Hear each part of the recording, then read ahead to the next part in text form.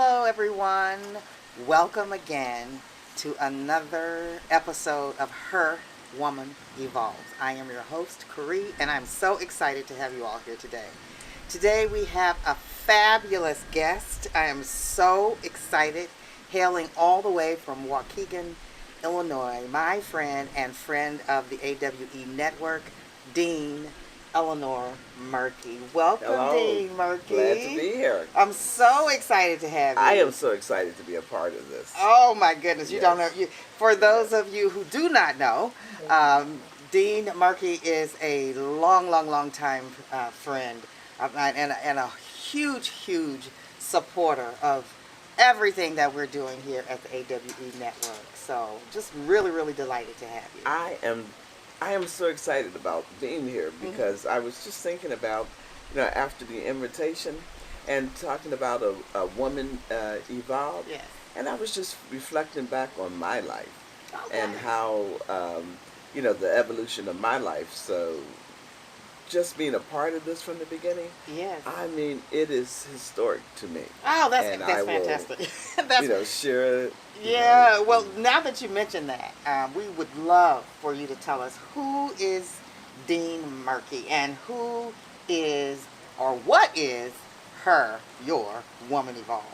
Well, Dean Murkey is Dean with the College of Lake County in Waukegan, Illinois, or Lake County, Illinois, and in higher education for over 35 years. But that's just one part of that story.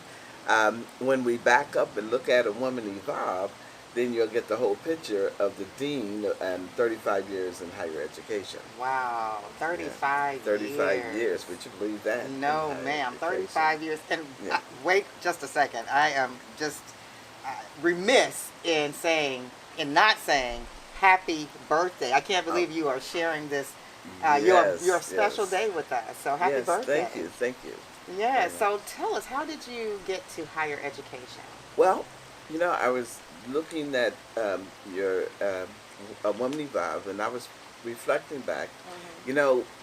My mother died when I was 11 years old. She had 9 children, and when you have to find out what to do with 9 children when you're deceased was quite an experience for me. And I was born in Philadelphia, but partially raised in Benton Harbor, Michigan, on a farm. Wow. And when my mother passed away, I had to go back to Pennsylvania.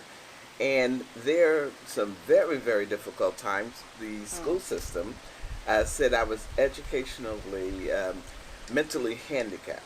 Wait a second. Educationally and mentally handicapped? Yes, which was... That's crazy. And mostly that's because people would say the bad butts, you get in a lot of trouble and stuff like that. But anyway, my whole life, my educational experience was based on that diagnosis. Wow.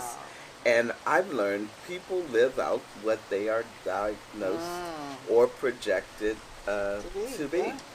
And I lived that for a while, but so many things kept happening in my life that did not keep me pinned to that diagnosis.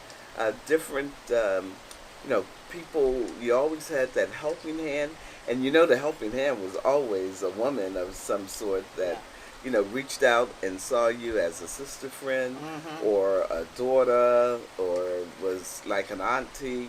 So with all of that and the encouragement that people would give you along the way, eventually, this thing of evolution, it start happening whether you are aware of it or not. It's powerful. So you look at a person who was educationally mental handicapped. I wound up in jobs that there was no way I should have been in those positions.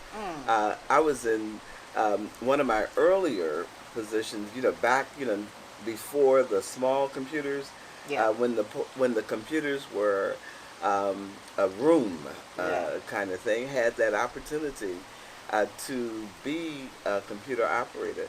And would you believe I wound up teaching people at Brunswick Corporation how to use to go from paper to computers. And I tell you, I couldn't hardly spell the word computer. Wow, so at that's the someone time. who's not teachable, so to speak, now teaching other people. Absolutely. That's crazy. On how to do that. And then I wound up again all of this evolution with women and sister friends, working with a company, Bell and Howell, doing computer work, data processing with the huge computers, and had a friend or a coworker, you could say, and she was a student at Northeastern Illinois University, and I used to give her a ride to school because school was halfway between the job and my house. So one morning I decided to go to school with her. So I went to her class, and I wound up in her class for 8 weeks. Then there was a class paper that was due, and I did the class paper. I turned it in, and Dr. Carruthers, another female, at the end of one class period said, "Eleanor, I need to see you after class." And after class, she told me, "You need to go to the registrar because I don't have you on my list." And I said, "What is that?" And she says, "Where you register for?" I said, "Oh, I can't register." And she says, "What do you mean?" I said, "I'm not registered. I can't go to college." And she says, "First of all, tell me how you got in my class and can't go to college." And so I told her the story of how, I got into her class, and she says, "Unbelievable." She says, "But I read your paper, and it happened to be a Black History subject." Oh, and near and dear to your heart, I yes. know. And she says, "I read your paper. Come go with me." And we went down to the registrar, and there was a unit called a University Without Walls. And that's how I got registered in school and started going to Northeastern Illinois University. That's amazing. Then another friend, Dr. Watkins, told me, she says, "Eleanor, there's a position at the College of Lake County for an outreach worker. I think you would be good for it." Just like that. Just like that. After many, really afraid to take the job, because here I am, going to work at a college. I was so afraid somebody was going to discover, who I was and Imposter say, syndrome. what are you doing here on this, campus? And actually, it wasn't a campus. It was a 3-room storefront where they used to sell shoes. And working with that, and what I like is because I was not, I didn't come up in a framework of you have to do this before you do that, or you have to get permission before you make a move. The next thing, with all the different changes and recommendations, and the board of directors think I knew what I was doing in approving my request. When we turned around, we were in a $33 million campus. Oh my goodness! Way down. Wow. So when I look at that, when I look at your program, and talking about women evolving, and how we evolve, then I'm like, this is it, and everybody else who's not sure about themselves or where they are, they should look it up, go to your website, find out where you are, and get involved. Because not only is it like workshops and programs, but it's a production too, where you can be entertained but learn as you go and be involved in this program. I appreciate that. And you're just taking me on I'm just grinning from ear to ear because you're taking me through so many questions in my head. I tried to write a few of them down, but I just got to talk to you about, because you talked about a couple of people that were inspirational and instrumental for you along your journey, Carruthers and others. Dr. Watson. Dr. Watson. Who are some other folks? Well, I have to say my primary mentor being Dr. Jean Cotton. Okay. Because I happen to know her well. You happen to know her well, and I got a brief story to that Yeah. because when I met her, it was about I think a year or 2 years after I started my position with the College of Lake Mhm. County, and I was going through and doing the work and everything. But the greatest advice that she gave me at the time was be bold, Mm. occupy your space. Mhm. You know, don't act in a scared manner. Yeah. Should have never told me that. Uh oh. Cause, Uh oh. Is somebody because looking for you, Miss Eleanor? who would know? Who would know? Because when she told me to be bold, I was bold. I don't even know what an architect was supposed to be or Mhm. anything like that, but I literally, two other teachers in our adult Yeah. ed program and one in our English department at the Mhm. time. Mhm. Now I told you we were in a three-room store Yeah. front. Mhm. Initially. Took initially Yeah.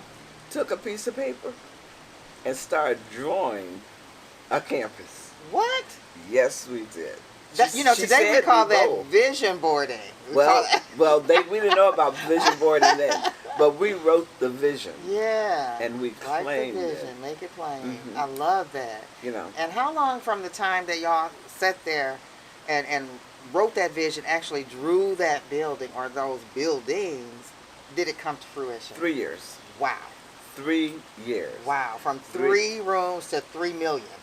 through a $36 million. 36 million. Let's That's not right. underplay that. But yeah, 36 with million. Wow. labs and, Wow. and the whole thing. We started out, there was like in our adult ed center, the outreach center, we had 800 students in all three, Wow. shifts. Wow. And then by the time 2011, we had 48,000 students. We're talking about part-time, full-time, That's amazing. and going around and around. That is in amazing. the term. That's amazing. What are Yes. some of the other things that you all did during your administration for young men and women in the community? Well, we started all kinds of programs, from the King Center, Mm. um, taking children, again, bringing, Dr. Cotton in as a consultant Mm-hmm. and leading some of her programs Sure. at the school. We started early start, and now they call early start high school Okay. too. But when we talked about early start, we were right in the center, like the government center. We had the courthouse, we had banking, all the major institutions around us. We had Abbott laboratories just a few blocks down. So what most people got out of work at 5 o'clock. So I got together with our academic leadership and said, why not offer classes? People are going to go to school at night, most of the Mm-hmm. adult students. Mm-hmm. So why not offer classes at 5:30? You go Okay. 5:30. You get out around, you get out at 6:30, Mm-hmm. and then you have time to start at 7 o'clock class, because the Very early convenient. classes you did multiple times a week. I love So a that. person was able to get three class instead of doing one class a week, because you get out of work, you go home, and then you got to get ready to go to school. It was then that we won a couple of awards for that. Oh wow! Yes, Congratulations. with the That's Illinois fantastic. Community College Board. Mm-hmm. We had a huge English as a second language population, Wow. Wow. and we had 3 tiers. And when people got to that third one, I pulled together the teachers in the English as a second language program, and we started a conversation cafe Oh where wow. and we brought in volunteers, and people had an opportunity to use their language, their Oh, new, that's fantastic. their new language. I love that. And then we had one of my favorite parts of the job was our Black History program and series. Mm. That was 12 months a year. Wow. Yeah. Wow. Well, I mean, we honored Carter G. Woodson in February Okay. because that was important Yeah. too. but it didn't stop there. We lived 12 Oh, I months. love that. I Hmm. love that. Our history Yeah, is perpetual, right? It's absolutely, not just about absolutely. 28 days out of the month, right? Yes, It's perpetual. yes, I love that. And I yeah, love what you guys were doing, catching, reaching students where they were, right? To make absolutely. sure that the ultimate goal, which was giving them an education, Yes, could be realized yes, without all these restrictions, kind of thing. yes, Thinking yes. outside the box, and you know how I don't like boxes. Absolutely. In fact, I don't even know whether I ever found the box. So, That's yeah, fantastic. That's yeah. fantastic. I think, I think they should put your name on a building Well, they're somewhere. doing that. Awesome. Tell us about that. Tell us about that. Well, I told you we had, reached one pinnacle with our $36 million, and just before, I left before I retired, with the growth that they're doing, we have a full $24 million extension that's taken up just about half of downtown, the center of the city in downtown Waukegan, and overlooking Lakeshore, the well, I want to call it Lakeshore Drive, Yeah, but yeah. Sheridan Road Mm-hmm. and Lake Michigan Wow. will be the Eleanor Murkey Community and Conference My Center. So I'm pretty congratulations, Dean happy. Murkey, living legacies Yeah, right there in your yeah, community. I'm telling you, we have to yeah. honor each other. That's one of the things Hmm. that I love about this series because we Yes, need to be telling each other about what we're doing, our successes, yes, our yes, experiences, and we can celebrate each other and yes, help each other. I think that's amazing. Congratulations. yes. You really deserve that. Yeah, and I have been always such a, although you were a little girl, and I was not going to say number years and stuff, but one thing about this thing, you don't have to always look up to admire and follow somebody. Hmm.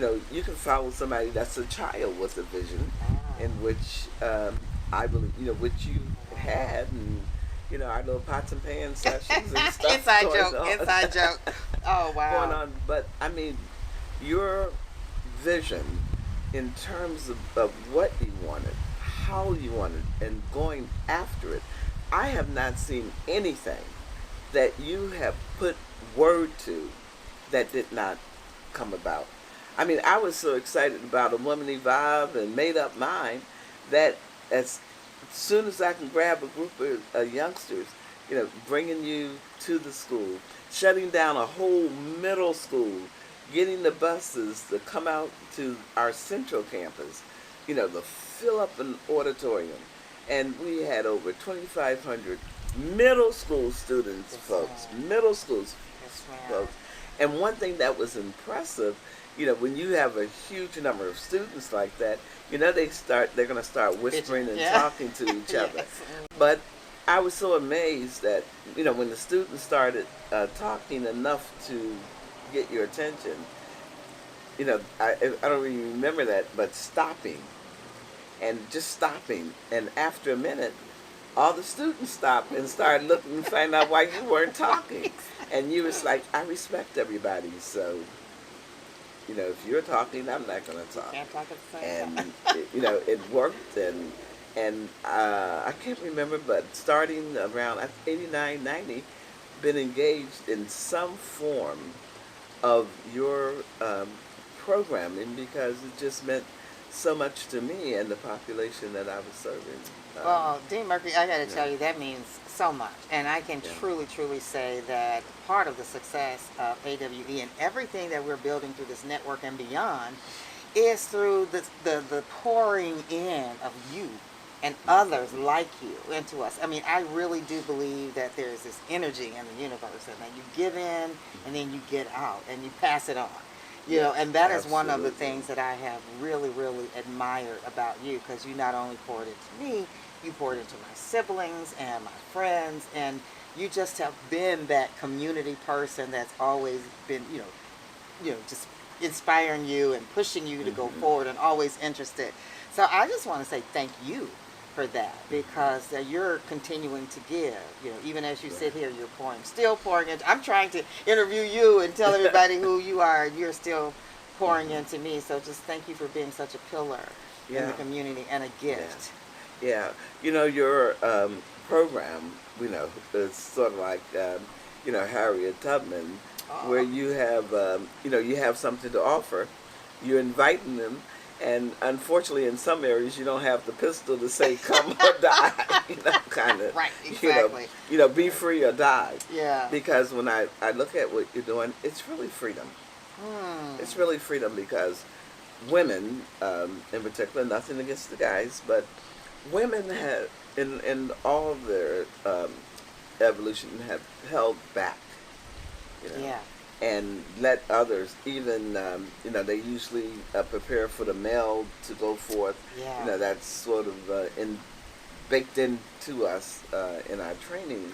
And even when we're interacting with each other, I believe there are so many women that was like myself, Mm. that did not feel, I don't know, the worthy, or Mhm. that it was for you. Mhm. It was like for somebody else, but you did not feel this, that you can Yeah. stand in your own space, Yeah. and you cower down and the work That's just so that you've been interesting doing. that you say that, Dean Murkey, because I mean that's true across industries, across backgrounds and socioeconomic statuses, all of Hmm. that.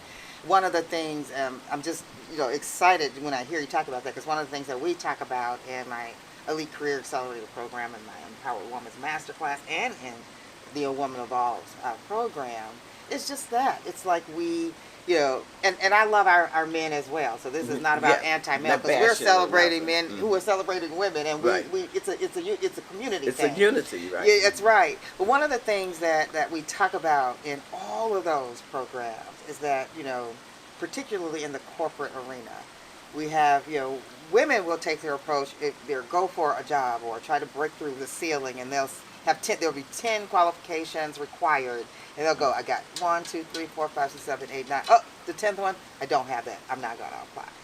Whereas, Mm-hmm. our counterparts might go, let's see, I don't have 1, 2, 3, 4, 5, 6, 7, or 9, 10. I'm perfect for the job, kind of Yes. thing. So Yes. it is about stepping into our power, Yes. and Mm-hmm. leveraging our male Yeah. colleagues, Yes.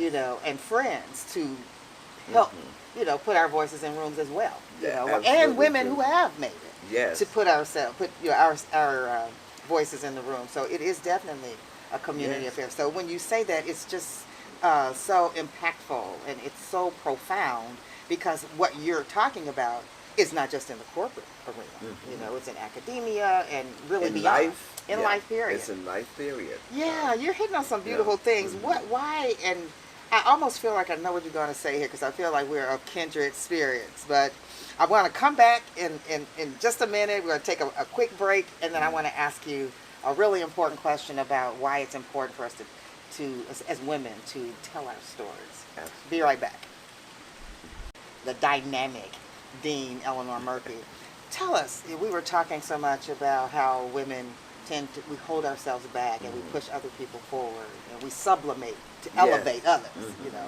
So why is it, from your perspective, is it important for women to tell our stories? You know, mainly because women are the storytellers. Mm, They are the keepers of the history. mm, They are the keepers of the family. mm. And when women step forward and use who they are, and not have this false modesty, Mm-hmm. and diminish themselves Mm-hmm. so that someone else can stand up, like their male counterpart, Mm-hmm. or in a corporate, their Mm-hmm. supervisors and stuff. Mm-hmm. I've learned we all stand up together, Yeah. and it's important for us to have this, because we have to teach the children from their youth, when Mm-hmm. they're young. You can't wait until they're 13, That's right. 14 years old That's right. to start imparting history, family history, cultural history, and just who you are and where you're going. Mm-hmm. And don't wait to let them decide what they want to do, because they're going to do that soon enough. Yeah. But you got to put some images out Mm. there, not only for the children, but you have to put some images. When we talk about women and we're talking about our leadership role, we have to have an image of that leadership role in whatever way we see it. Yeah. Not from, this thing of, and I call it pretend because I think most women know that there's some strength inside of them, but they're sort of timid to, stand out and use it for fear of being, shot down. Yeah. But for me, I look at, again, I was talking about Harriet Tubman, and other, one of my super favorite history people is Mary McLeod Bethune. Come on, Mary McLeod. Yeah. Now that's one of my big favorites.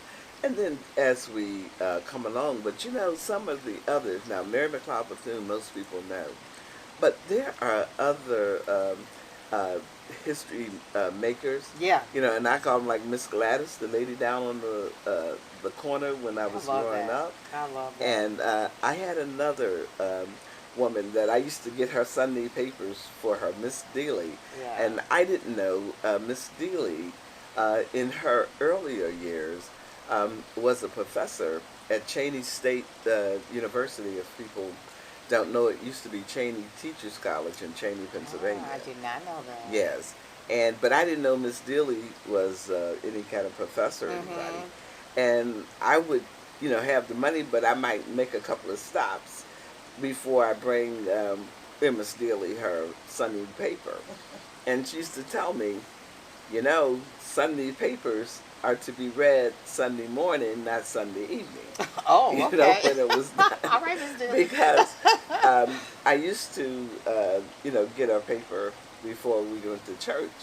But a lot of times I didn't get a paper because I was trying to figure out where I was going to get the other 3 cents that I spent that I spent Saturday from, getting her paper the next day. And so she would have these lessons I know now was little life lessons. Yeah. And she would say, how you treat people is in measure of what you would receive in life.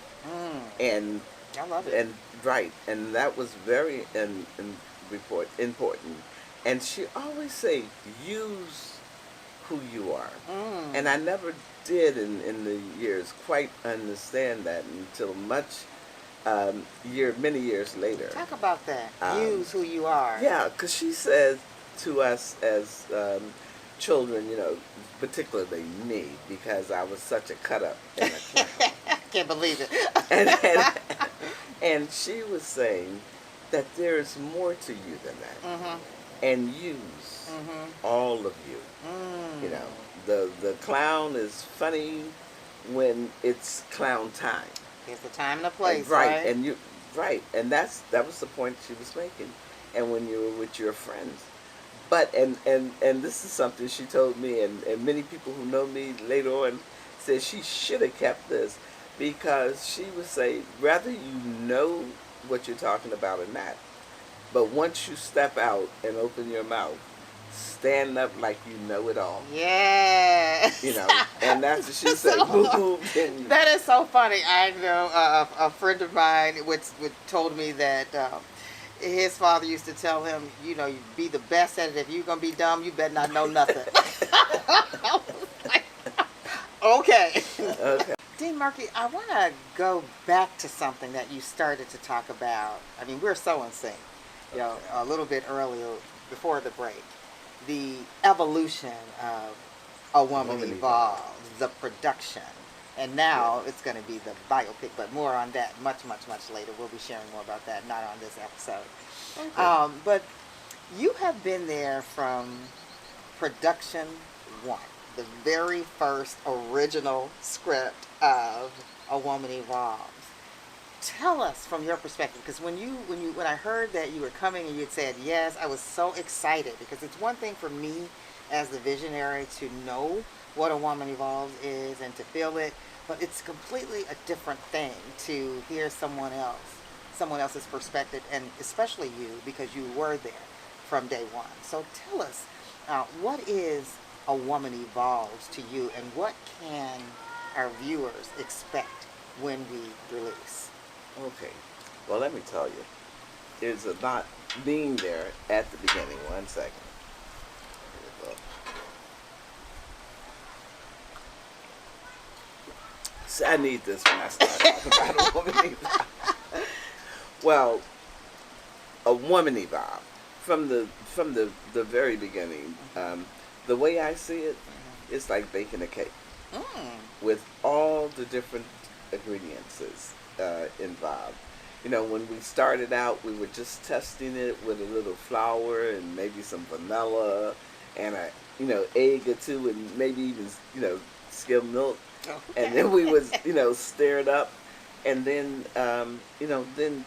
try it in terms of you know your vision and where you were dealing with, and then pulling from just about every audience. And one thing I like about this whole evolution of a Woman Evolved, it's from the small test groups to the larger groups, to the 3,000 students and more.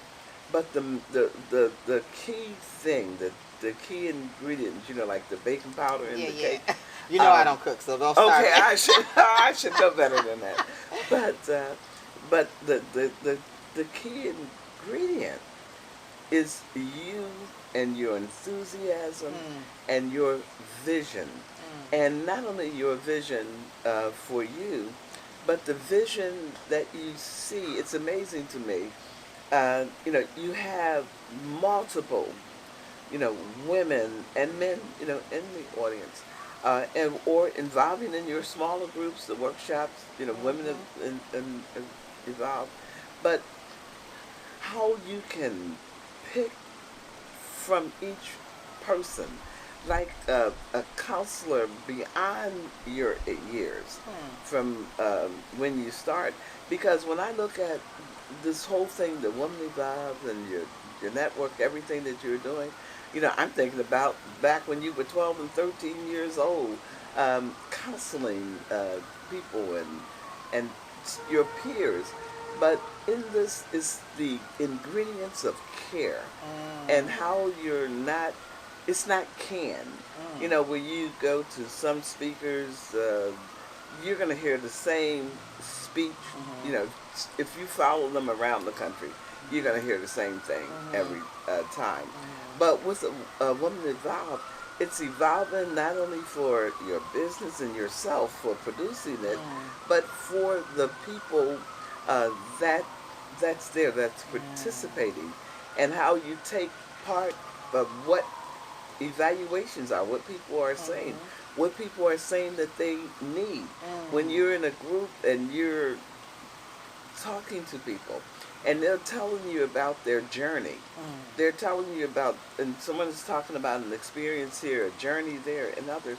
When you come back, you have incorporated that, in your next thing. So if a person attended a Woman Evolved, one workshop experience, you can come back again and again, because each time you're going to have something new that you have taken from the people that involved, in a Woman Evolved. So the title is A Woman Evolved.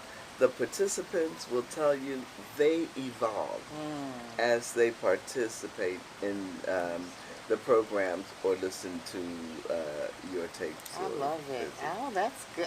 I didn't pay Dean Murkey to say any of that, you guys. I didn't pay her at all. But that's really good. It's really, really good feedback for me. And I'm excited about this year's AWE. It's going to be completely different.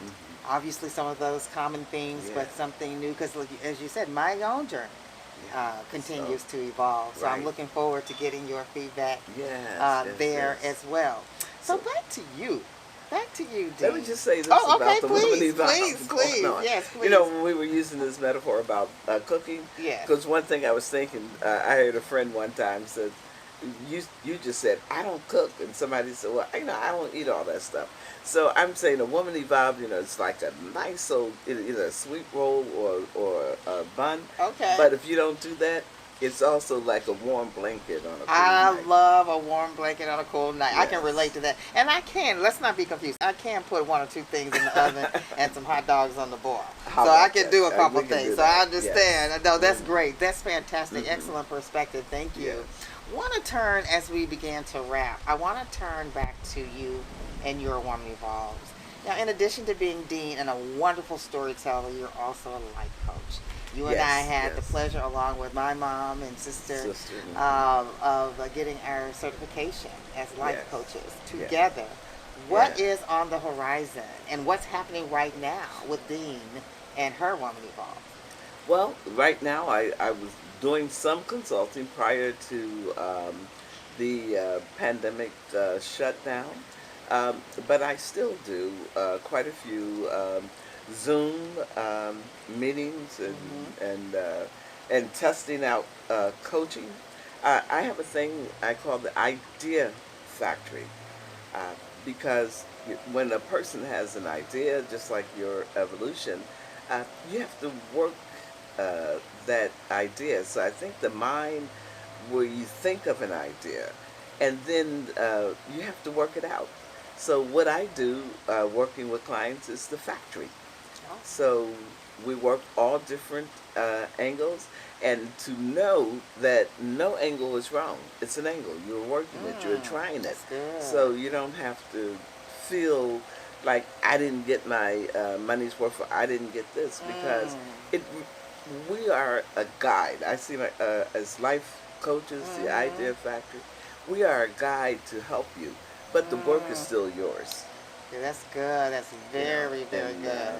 so that's what I do, and I do a monthly Facebook conversation, gratitude conversation, Excellent and information right at the yeah, bottom of your screen. yeah, Take a look at that. You got to tune in. That is yes, excellent. and then every Monday we have nuggets for the week. Oh, I love it. I Hmm. love it. Yeah, so Well, that's what I'm blessings doing. to you and continued success on your journey as Thank you you. continue to evolve. Hmm. Before we go, I got to ask you, what closing thoughts, if any, do you have for all of us women evolving? Well, I say, be you, be authentic. Um, don't, I mean, a lot of times you'll make mistakes, or things won't go the way you want them to go, but keep pushing forward. If you're going to fall, be like the guy running the ball in the football game. Fall forward. Hey, I love that. There you Hmm. have heard it, folks. We hope that you have enjoyed our time with Dean Eleanor Murkey. And as you continue on your own journey, don't forget to enjoy the journey. Until next time.